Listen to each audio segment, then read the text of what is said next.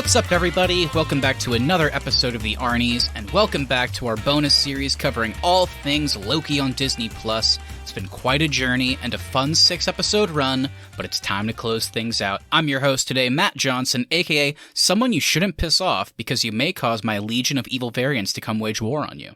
I'm Keith Baker, aka Michael Douglas in the background. And I'm Austin Terry, aka an infinite, all-knowing being who still uses paper and pen to take notes. That's right. If this is your first episode of the Arnies, welcome. We're super happy to have you. Our main episodes come out every Tuesday. Earlier this week, we talked about the newest addition to the MCU. Austin, how is Black Widow, and are there any things the audience needs to be looking out for in that recording? Yeah, Black Widow was fun. I think we all had some issues with the time that Marvel chose to release the movie and when it was set. But we all loved some of the new characters we got. All the performances were great, and it was, of course, just wonderful to see Scarlett Johansson back as Natasha Romanoff. Hell yeah. As for this coming Tuesday, it's time to head back to our retrospective and review series. This is when we break down a full franchise and rank each entry. We've done Star Wars, Bond, the MCU Phase 1, and now it's time to officially add John Wick to the list. Keith, we've done a lot of these look-backs. What are you most excited about when getting into John Wick once again? Well, yeah, I'm just excited about breaking it down with you guys and rewatching them. I think it's probably the series I've seen the least out of the series we've done so far. I don't know how many times you guys have seen John Wick, but I think I've only seen them once each, and I think I watched them all 3 in a row. So it's kind of like I watched one 6-hour movie. I really couldn't distinguish each one from each other. So yeah, I'm really excited to rewatch them and break them down and watch some good old Keanu Reeves murders. That's what I'm the most excited for, is to get some good Keanu content in the podcast. We need more of it. And that's a good point, Keith. I think that will make this look back pretty interesting because I've seen the first John Wick probably 3 or 4 times, but 2 and 3 only once apiece. So it's going to be interesting, I think, when it comes to ranking more so than ever because they are just kind of action movies at their core. So we'll see what happens. Be sure to keep an eye out for when that episode drops. We have some great content out now and some more exciting stuff on the way. Please subscribe to the Arnies wherever you get your podcasts and on YouTube. Leave us some reviews with your thoughts, and also we do want to hear from you. So send us a message on Instagram at the Arnies or email us thearniesmedia@gmail.com. Let us know how you're feeling about everything we're putting out. But now, without further adu, there's just too much to talk about. We got to get right into it. Let's break down this main topic. Loki just wrapped up its run with a bang. Maybe you disagree. I guess we'll get into it. Super interesting and not what I expected, which I guess is kind of just how I felt about the show in general. They always manage to constantly surprise and move things forward in ways I didn't expect. When it comes to Disney Plus, with WandaVision, we all seemed to really enjoy it until the finale fell a bit flat. And then you had something like Falcon and Winter Soldier, which definitely had a stronger finale, but I think the middle of the series was a little bit weaker, kind of got lost with all the characters they were introducing. So, the big question is, now that we're at our 3rd outing with Loki, how is this one going to kind of fit into that mold? The MCU at large, I think, has always had issues with 3rd acts and endings, and would Loki be any different? The show as a whole was very strong, but did they close out as strong? Did we feel satisfied with all the answers to the questions raised about Loki, the variants, the TVA, and the timeline in general? Well, those are just a few of the big questions we're going to talk about. But before we get too deep, and I know it's going to be tough, so we can keep it quick, just, guys, remind everybody of your thoughts on the show so far, and then let's give some non-spoiler thoughts on this finale. Yeah, I've really enjoyed Loki so far. I think it had a great first 2 episodes. It definitely, I thought, lost some momentum in the 3rd episode. The 4th episode I thought was the best of the show, even including the finale now. And then I, of course, wasn't here last week. I didn't love episode 5 as much as I know you guys did. And just getting into my thoughts on episode 6, I like everything we learned in this episode, but I don't necessarily know if I like the way it was presented to us. I think it was a very weird finale. It kind of felt anticlimactic, and it felt like they were definitely trying to set a bunch of things in motion for the rest of the MCU, as opposed to kind of wrapping up our stories in the Loki show. So I didn't love it. I think this is another Disney Plus show that they didn't stick the landing on the finale, but I did enjoy, I guess, the majority of the show just as a whole. Yeah, I'm right there with you, Austin. From the get-go, I've loved Loki. It's been super high up there for me, and I thought it was pretty much building momentum throughout. Coming to this episode, I don't know if this is really giving any spoilers away here. I'll just say I was like, oh, shit. I don't know what just happened. I didn't like it. I didn't like any of it. Oh, wow. I don't know. None of it really worked for me at all. And maybe you guys can change my mind throughout. That's what I'm hoping. I'm trying to be positive, and hopefully you guys can change my minds, as we discuss it. But right now, I am super confused in this last episode. I had no idea what was going on. The answers they were giving us, I feel like maybe something I should have picked up on, but I just wasn't picking up on any of it. That's where I'm at right now. What about you, Matthew?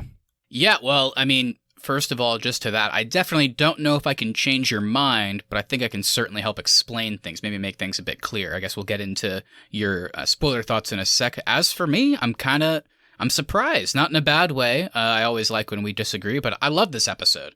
It's definitely not my favorite. I think I'm probably with Austin. I think 4 was probably my favorite. And then I know Keith and I were both really high on episode 5, so that one was up there for me.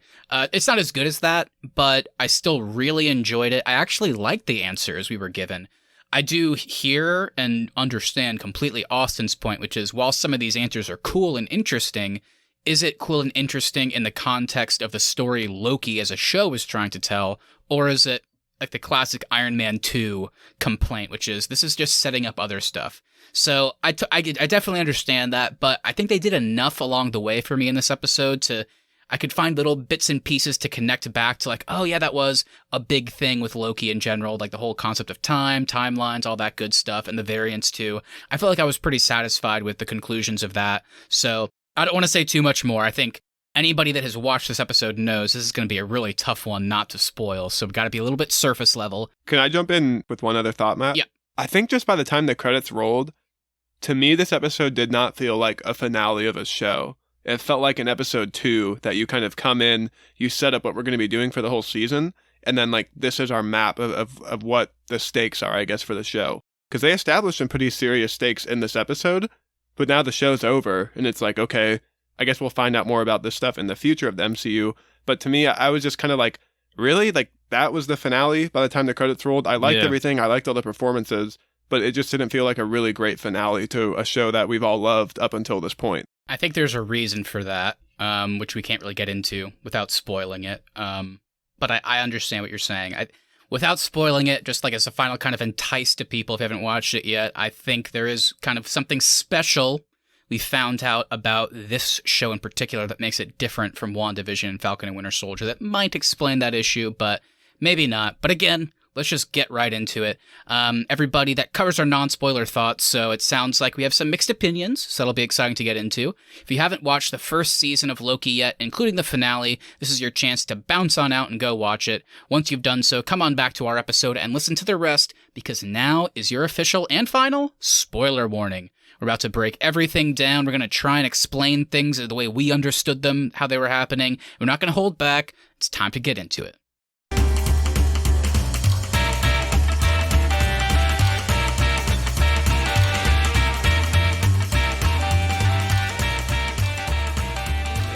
I'm serious, guys.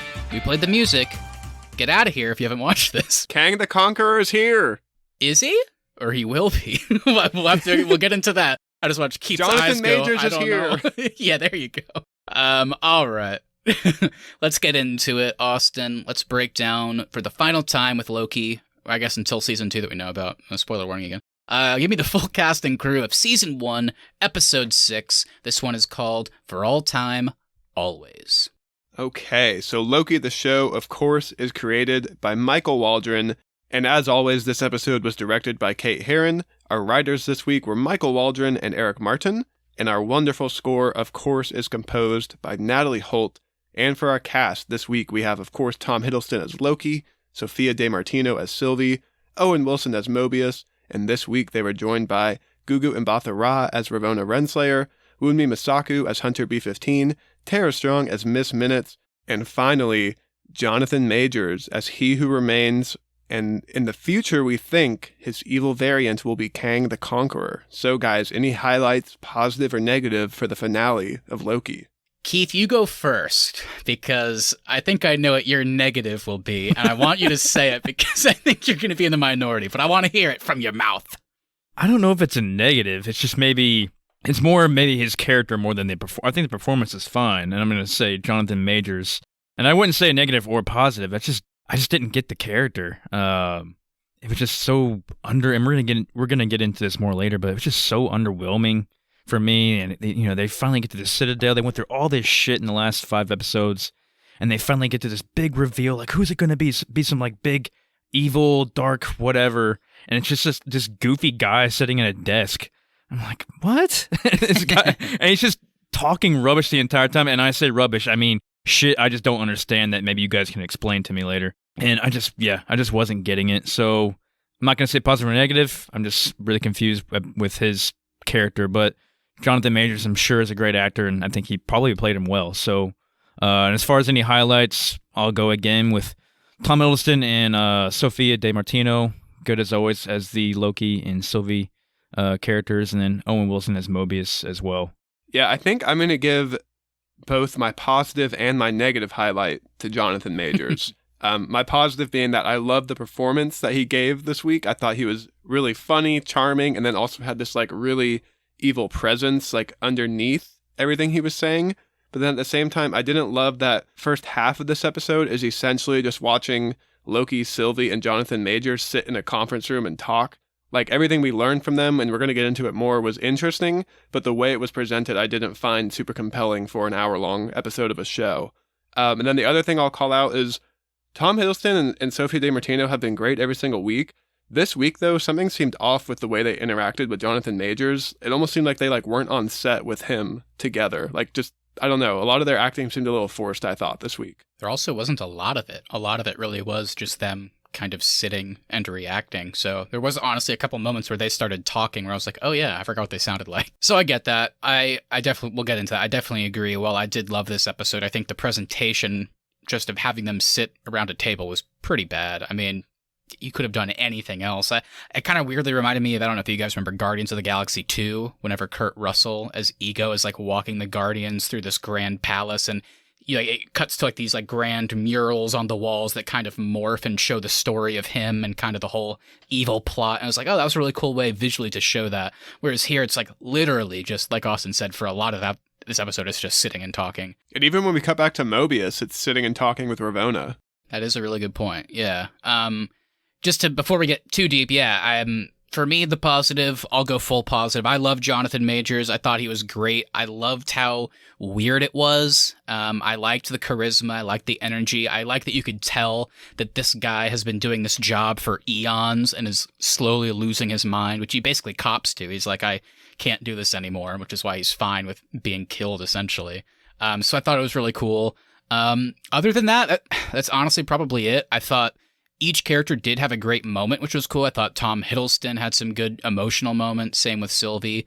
But I'm going to actually shout out someone I'm not sure if we have along the way. She's not in this episode a whole lot, but Wunmi Misako is 100B15. This was a character I really thought was only going to be like in the first episode, but she's had a really great presence throughout this season, I feel like. And I love that quick little scene. Like, actually, to your point, Austin, the one scene that kind of felt very active and frenetic was whenever they just randomly cut to Ohio, and it's her kind of taking charge and basically letting everybody know that they're variants at the TVA by showing off the real Ravonna. I thought was super cool and a really great moment, and it was just a good little showcase for her. And I love that she's had all these like good little scenes throughout the entire season. See, and I kind of wanted more of that. I kind of wanted more of Hunter B-15 and Mobius working to kind of take over the TVA. I thought that would have been a good kind of cap off for both of their stories.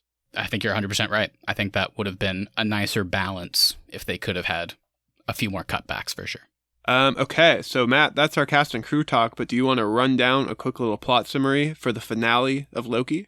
Yeah, so just keeping it short, in the Citadel at the end of time, Loki and Sylvie meet Miss Minutes once again and reject an offer from her creator, named He Who Remains, to return them to the timeline with everything they desire. Meanwhile, Mobius confronts Ravonna Renslayer while the latter leaves on a mission to find free will.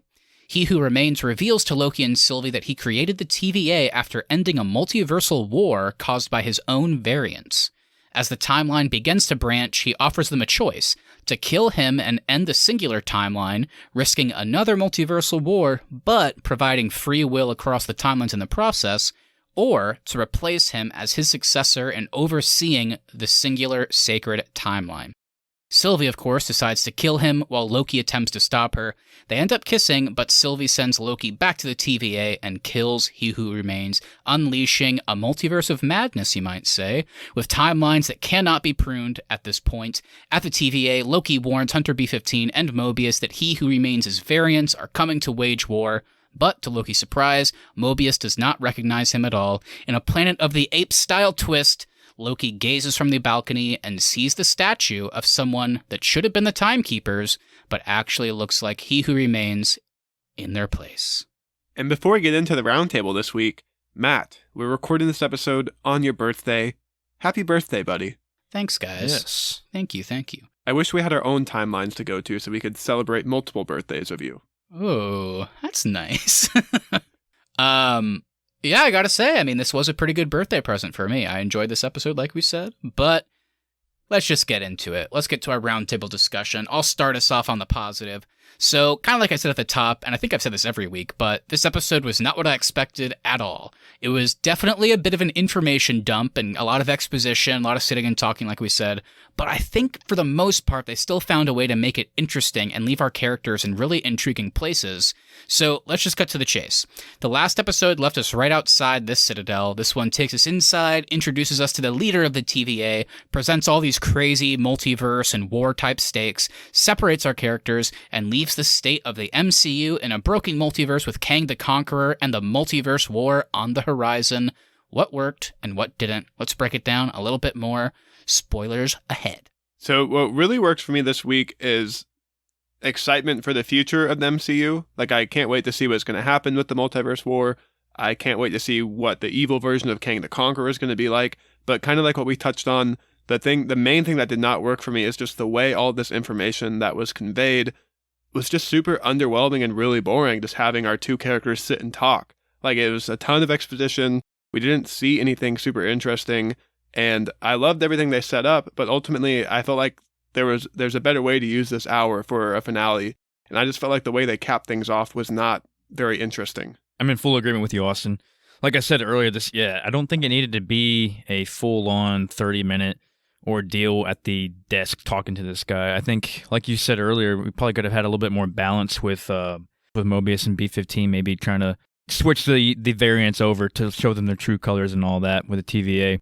I'm in that weird place where I definitely agree with what you guys are saying, but I guess it just worked for me. I'm not even really sure why. I guess I just found everything that they were talking about around that kind of boring desk setting super interesting and compelling, and the way it kind of worked as a cap off to, well, who created the TVA and why? And, like, was there a multiverse war? And finding out that the multiverse war was really just a bunch of Kangs after they discovered that there is a multiverse fighting because some of them are benevolent and some of them want to rule. And then this one that we saw in this episode just happened to come out on top and has been basically keeping them at bay and then kind of staying in the citadel watching over the sacred timeline. But if you kill me, then all those other ones are going to come after you, and who knows what the hell's going to happen. So it was a lot, I agree. It was a lot at once. I get why they waited for the finale, because you can put in a big actor like Jonathan Majors playing a version of a very famous character. I think for the sake of the show overall, if this had happened maybe an episode earlier somehow, or there was just like another episode left,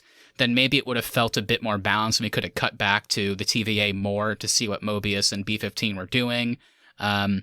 Because ultimately, we've talked about along the way, too, like with Ravonna, it's like, I really like this character. I like Gugu Mbatha Raw's performance. It just feels like there's always a little bit more to be desired with the motivation and all that. And then ultimately here, we just get one scene where she just leaves to find free will. And it seems like maybe that could lead to a positive character turn in the future, but not in the context of the finale. And that's kind of what I was talking about at the beginning when you mentioned it, Austin. It's like, the reason this show's different than WandaVision and Falcon and Winter Soldier that had a more definitive stop is because those characters will pop up in the future, but we know Loki didn't have to do that because they confirmed in the post-credits scene that there is going to be a season 2. So there's more stories in this world to explore. So I think they wanted to make it much more of a cliffhanger than we have seen previously with these shows. So it was jarring in that way, but for me it happened to work. The other kind of key moment in this episode is that Loki and Sylvie do essentially break up.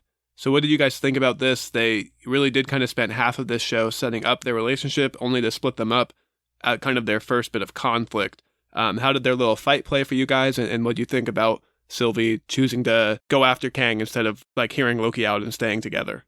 It all happened way too fast for me. You said it in the question, Austin, and they built it up throughout the whole series, and then, yeah, all of a sudden she's like, oh, see you, Loki, and then just does the whole portal thing and pushes him out.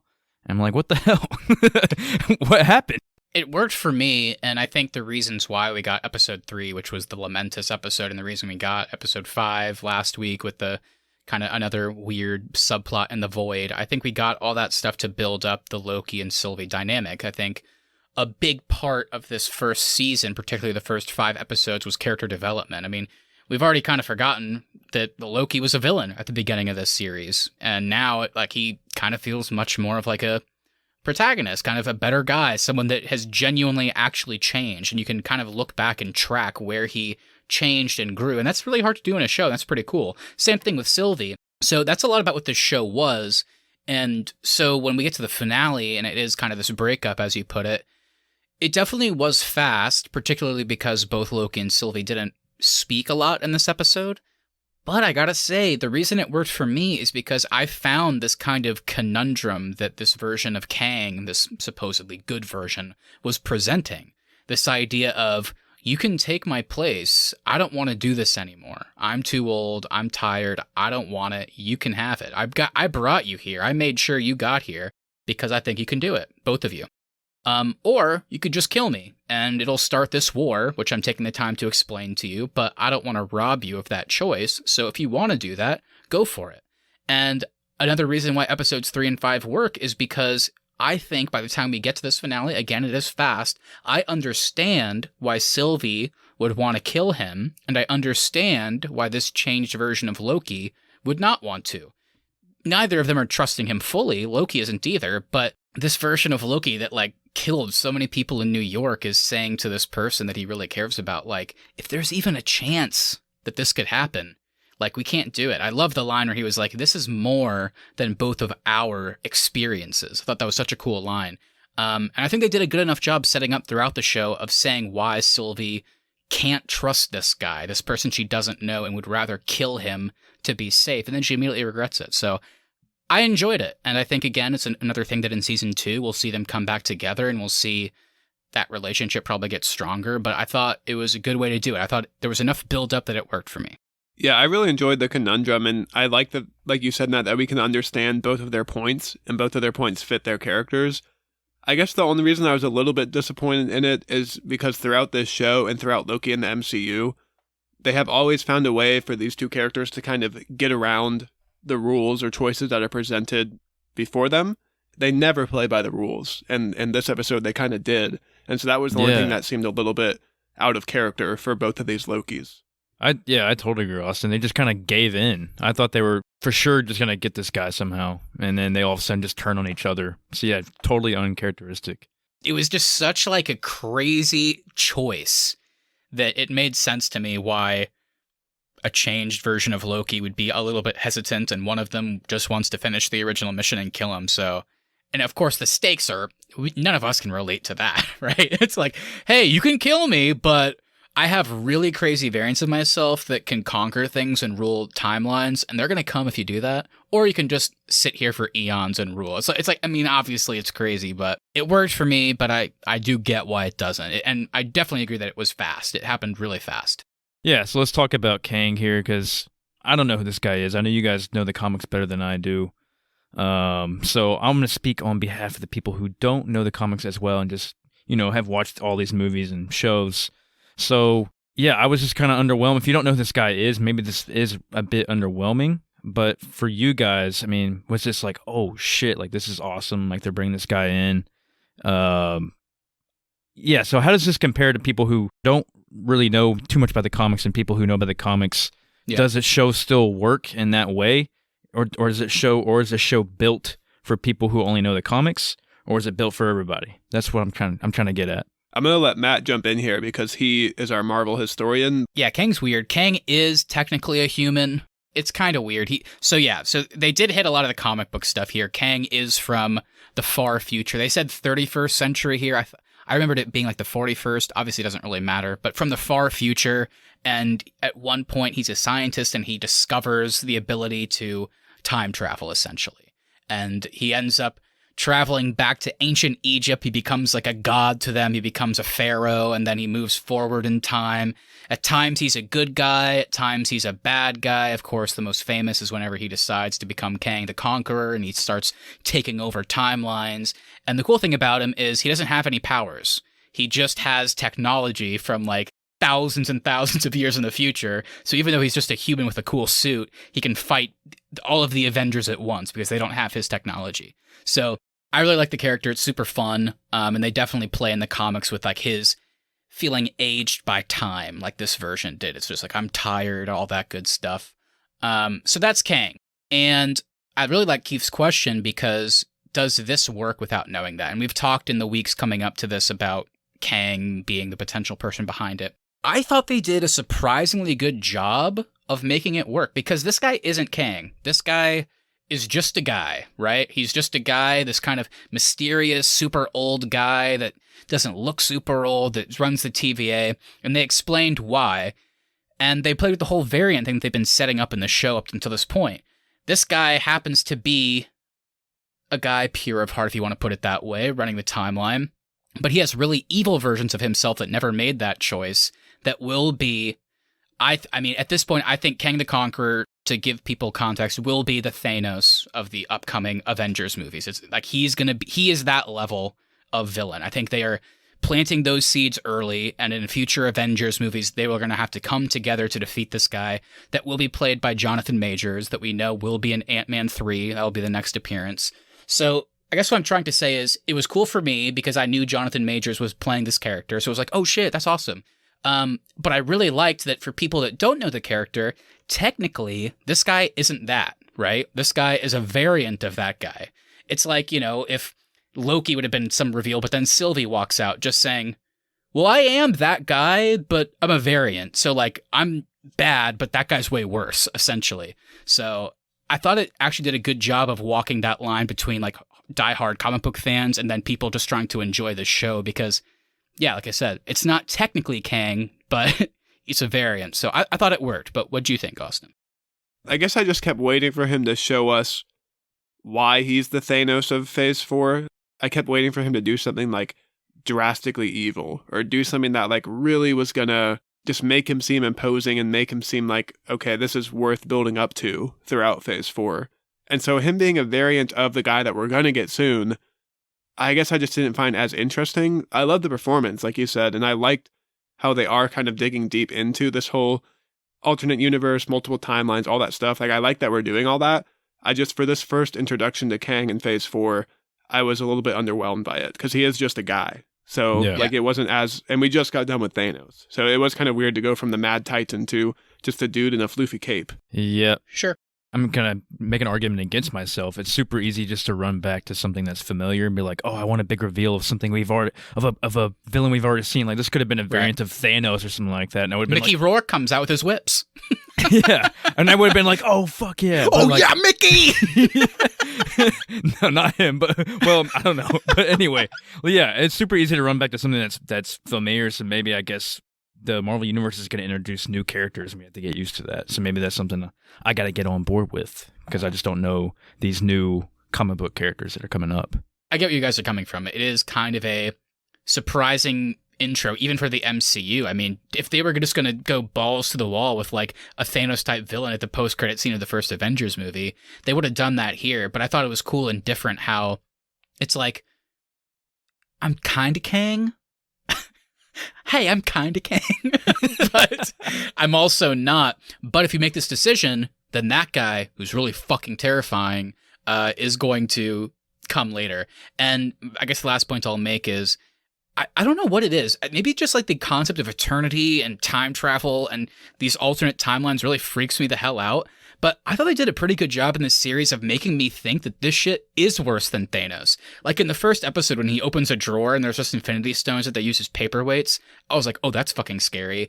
And here, the idea of he knows every single move these people have ever made. He brought them here. He made them think that they were in control when they weren't.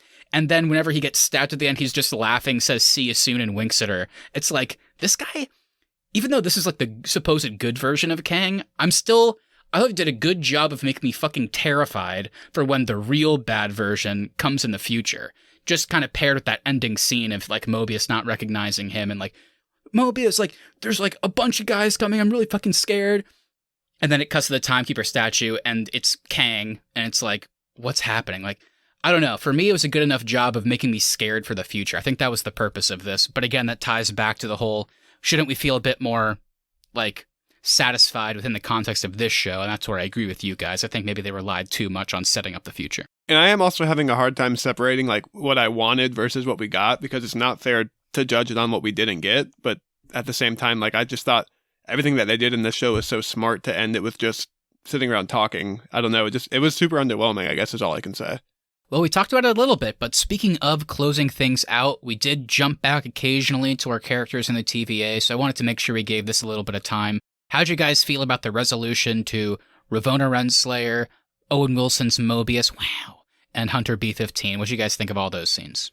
B-15 I thought had the best scenes in this episode. I know we touched on it on the cast and crew talk, but I liked the way that she chose to reveal it to everybody, was like showing, hey, your boss is a variant, but letting them physically see it. I thought that was a really cool way to be able to just convince kind of all of them at once. Ravonna and Mobius's interaction, I liked it, but I was kind of confused how Mobius was like still giving her a chance and trying to reconcile with her after she killed him a few weeks ago. And then I also am really curious to see like where she's going, because she said she's going to find free will, but right before that she also said the only person with free will is the one on top. So I'm really interested about what her motivations are going to be in the future.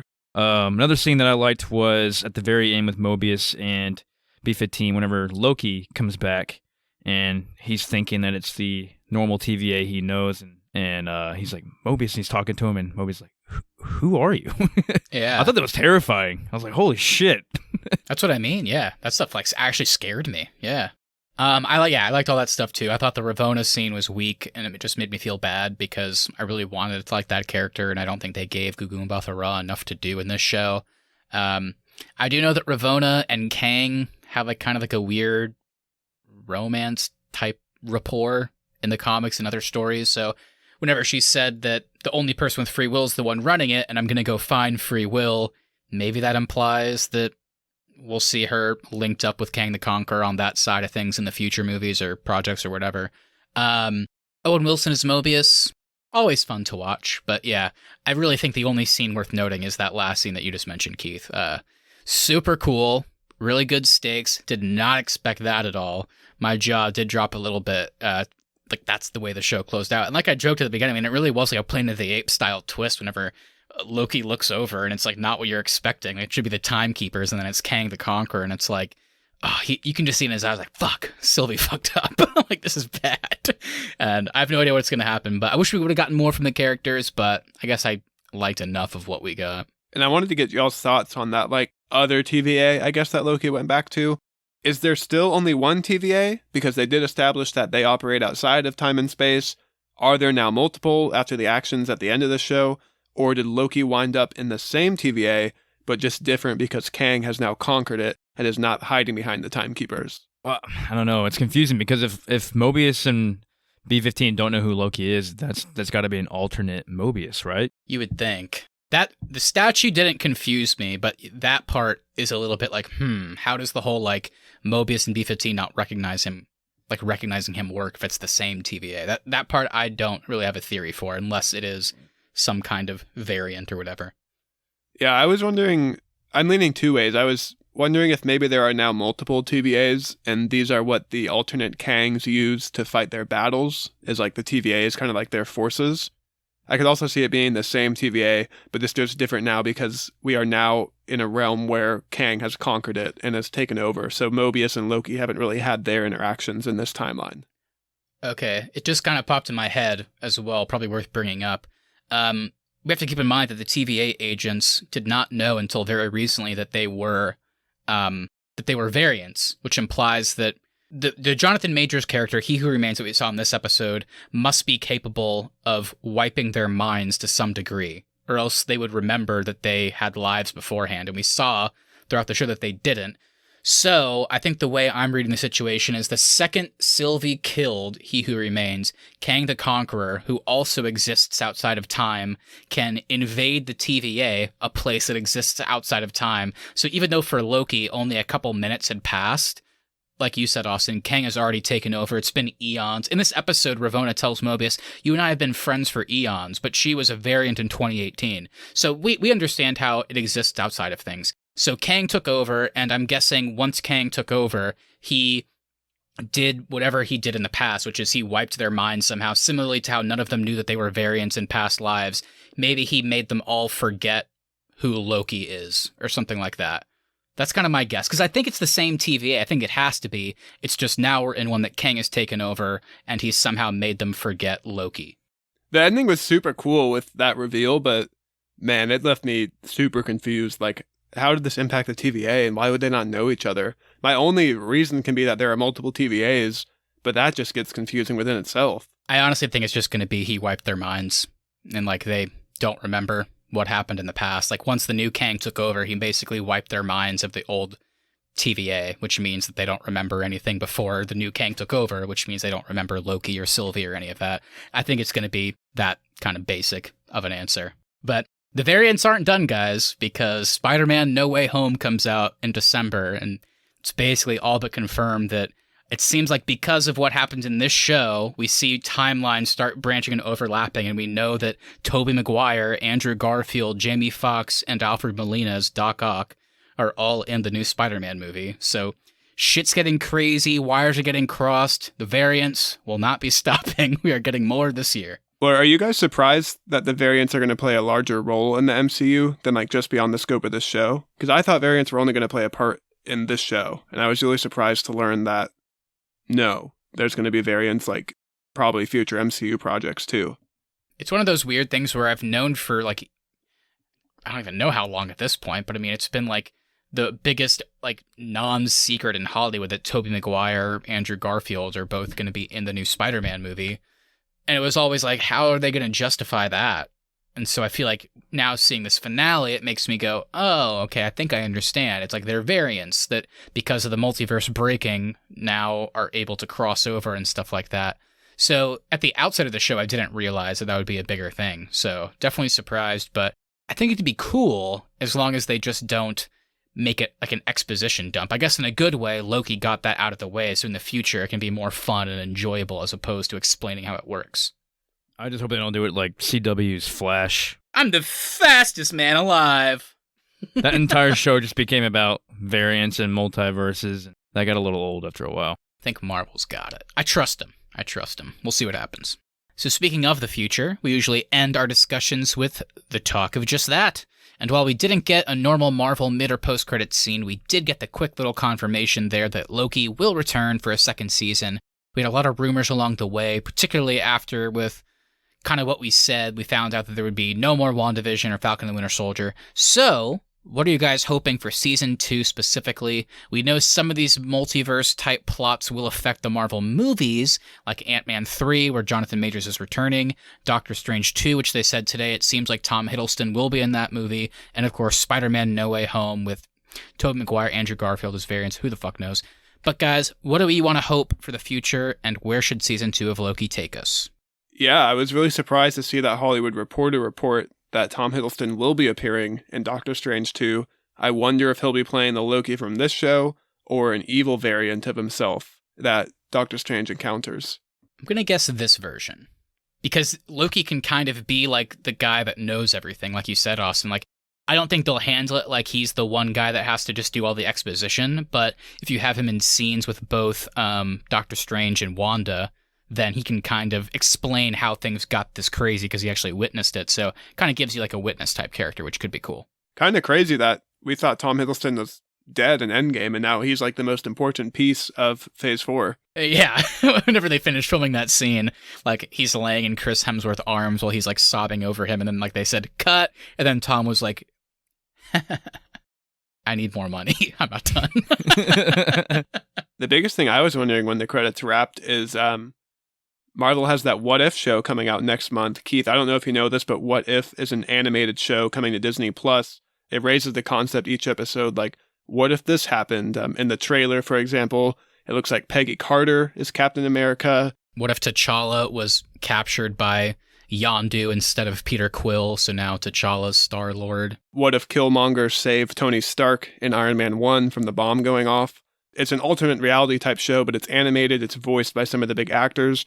But I was wondering if maybe What If is going to somehow tie into this show, and all this stuff is happening as a result of the timelines branching out. It's crazy to say, because it always seemed like What If was literally just like a fun animated side project, but now it seems more than ever it's actually going to be part of it. I mean, we know our favorite boy with the great voice, Jeffrey Wright, is playing the Watcher in that show. The Watcher's kind of like a godlike character that watches over timelines and is kind of like a non-participant, just forced to watch. And having to do that with all this multiverse shit going on, it seems like now this is not a side project, but a byproduct of the multiverse being broken. So I'm kind of with you on that, yeah. I also now am more excited than ever. I think this is the most excited I've ever been for an Ant-Man movie. I can't wait to see Quantumania. The fact that Kang the Conqueror, I'm guessing the evil version is in that one, makes that movie seem like just so important. Yeah, they've confirmed that. So that, thank God. I those are two of my least favorite Marvel movies. So thank God. Hey, Scott. So I'm kind of with you. I'm excited for that one, which I never would have expected. All right, guys. It's been a while. I know we've been itching for the opportunity to give some awards out. Of course, in all of our main episodes, we do an awards segment at the end of each episode, but we waited until the finale for Loki. So, guys, I want to get right into it. What are your awards? And keep in mind, it doesn't have to just be for the finale. It can be from anything that we saw from Loki in general. All right, I'll kick us off today. I'm going to give the Where'd You Go, Bud award to Eugene Cordero as Casey. Where'd you go? He was so great in episode 1. I thought he was going to randomly pop up throughout the show. I thought maybe he was our secret villain in disguise, and that didn't work out. He just kind of had that. There's a few great scenes in episode 1, and that was it. That would have been awful. The elevator door opens, and it's like, hi, it's me, Casey. Can you imagine? The No Wow Moment Award goes to Mr. Owen Wilson as Mobius. We never got a good wow. Wow. All right, guys. I got an award, and this might be a first for us, because I guess the award I'm about to give is not technically Loki related. It's more for the future. So my award is the I Don't Care award. And I'm giving this to Tobey Maguire for whenever Kevin Feige or Tom Hiddleston sits down with him at like some nice Los Angeles restaurant and tries to talk to him and goes, so Toby, here's the thing. So like there's this guy Kang the Conqueror from the comics, but it's not really him. It's actually just like a good variant, and he runs the timeline. And I'm Tom Hiddleston, by the way. It's really nice to meet you. I loved you in Seabiscuit. The way you rode that horse was really kind of informative for me as a young man. Wow. And so basically, like, there's a variant of me that's a female that I'm in love with, and she stabs this Kang variant, and that kind of unleashes a multiverse war. And whenever the timelines branch, that allows you played Spider-Man, do you remember? And Andrew Garfield, the guy that took your job, do you remember? So you guys are both gonna be with Tom Holland in a movie, who also took both of your jobs, do you remember? And Tobey Maguire is going to literally do 3 shots in front of whoever tells him this, and then he's gonna make them pay and walk away. And he's going to not care. So I think Tobey Maguire gets the I Don't Care award for the person that has to explain the plot of Loki to him. All right, guys, before we get out of here, we also have to do the rankings real quick. Let's keep it quick. I want to know how you guys are feeling, just to give you my thoughts. I think with the Disney Plus shows, easily, couldn't be easier. Loki's number 1. I know you guys didn't love the finale, but I did. It worked for me. I thought this was the most consistent show throughout. Number 2, I would put WandaVision. Loved it the whole way through except the finale. And number 3, even though I also really loved it, I just thought Falcon and Winter Soldier got a little bit boring at the wrong time right in the middle. So that's my ranking. Loki is the new number 1. Yeah, I think my rankings are going to be different, Matt, because looking back on it, I really only liked 3 out of the 6 episodes all the way through of Loki. I thought 3 of them had some issues, and one of them felt like a major just momentum killer. So my rankings are actually going to go number 1, Falcon, number 2, Loki, and number 3, Wanda. For me, number 1, Loki. Number 2, WandaVision. Number 3, Falcon and Winter Soldier. All right, guys. Good stuff. Good stuff. So yeah, that's it. Thanks everybody for listening along the way. If you enjoyed this episode in this series, make sure you hit that follow button so you never miss an episode. Also, if you wouldn't mind sharing us with a friend, we'd really appreciate that so we can continue to grow the show. Please leave us reviews as well. Even if you don't want to write anything, just leaving us a 5-star review on Apple Podcasts, Spotify, or wherever you get your podcast really does help us out. At the Arnies is our social, and the Arnies.media is the website. We'll be back on Tuesday with the first John Wick movie. Time to break it down. We're going to be revisiting all the films, including number 4 eventually, and we're going to see how we feel about these modern action classics. I'm so excited for John Wick. I can't wait to get into it. I can't wait to talk about Keanu Reeves for 3 straight weeks. And yeah, everybody, so we're still finalizing kind of our schedule on the back end of 2021 for the podcast. We don't have any bonus series scheduled yet, so we're going to figure that out. Let us know if you want us to talk about What If. Let us know if you want us to talk about the Hawkeye show at the end of the year. No. But this is kind of the last one that we have set scheduled at the moment. And with that, like Matt said, be on the lookout for John Wick. We've got the Suicide Squad coming in a few weeks. And then also, of course, at the end of this month, Matt and I will be sitting down again for another episode of Co-op Couch to break down some more gaming news. Yeah, lastly, we want to hear from you. So send us a message on Instagram at the Arnies or email us thearniesmedia@gmail.com. Send us your favorite John Wick film and let us know your thoughts on Black Widow.